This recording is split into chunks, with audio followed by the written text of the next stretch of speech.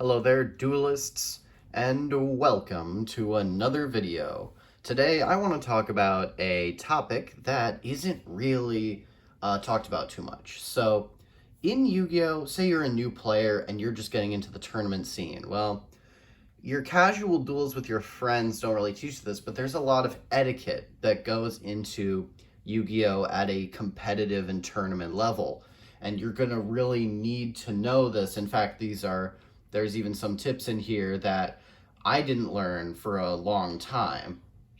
All right, and it can also help just make the match go smoother, but also help you in terms of the actual game itself. So let me begin. So you show up, you get your pairings, you show up to your table. What's the first thing you're gonna do? You're gonna get your mat out, and you're going to be putting your cards on the board. First off, you got your field center. All right, in modern Yu-Gi-Oh! Field center, it's a pretty important piece. And one thing I want to say only one of you have your field center, set it right there, that's fine. Well, what if both players have a field center they want to use? Well, here's a little tip. Flip it on its side, your opponent puts theirs there, problem solved, okay? That's just a little thing. And this courtesy of Reese Rutherford 79. Please subscribe to him. He was one of my big Yu-Gi-Oh! Mentors early on. Big shout out to him. Thank you for that. Anywho, so then you have your actual deck. All right, and this is a very important thing here. So this year I'm playing Sword Soul. So what does my extra deck look like? Well, my extra deck's face down. I have my side deck on top of my extra deck, and then I have my Sword Soul tokens face up on top of all of that. And that's going to go into my extra deck zone.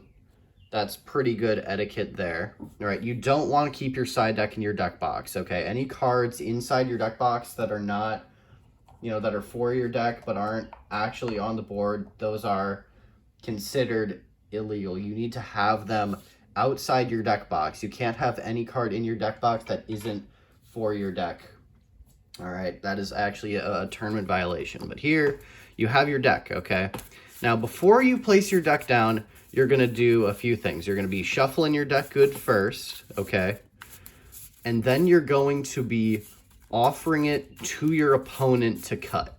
This is very important. This happens multiple times throughout a game. You're basically going to shuffle your deck after you use any search effect or right before the game starts, and you're going to offer it to your opponent to cut. They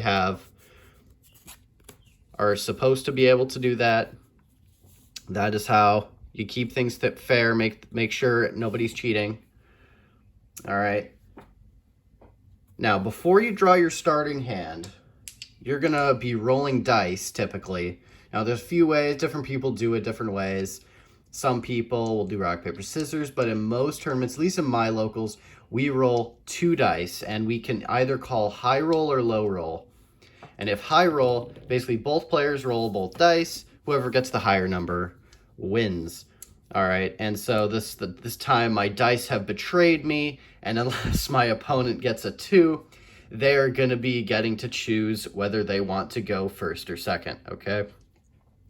So there's that. Now, once you've determined who's going first and second, you're going to be drawing your starting hand. That is pretty straightforward. Playing Sword Soul, we got our starting hand.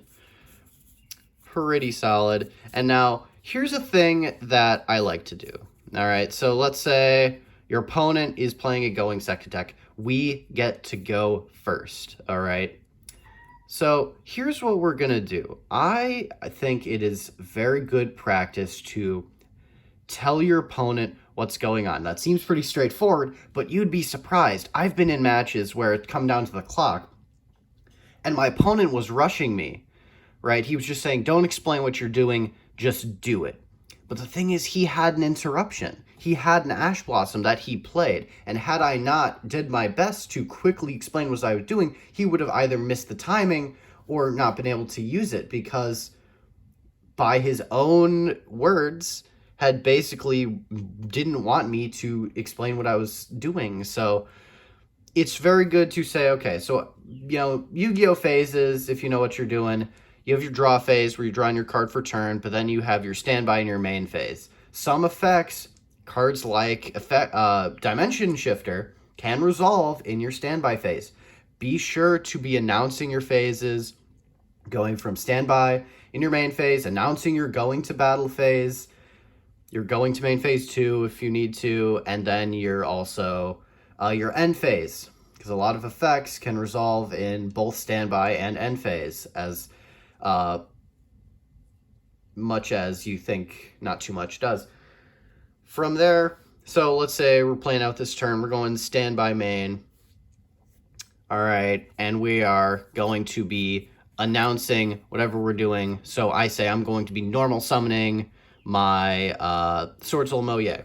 All right, I'm going to then attempt to reveal my Swordsoul Sacred Summit. So on the normal summon, and then you say I'm going to attempt to activate the effect to reveal, and it's the reveal is cost. You have to show it to them, and now they have the opportunity to negate. It's just a matter of chivalry, saying like, here's what I'm doing. Here's explaining. Here's what I'm trying to do.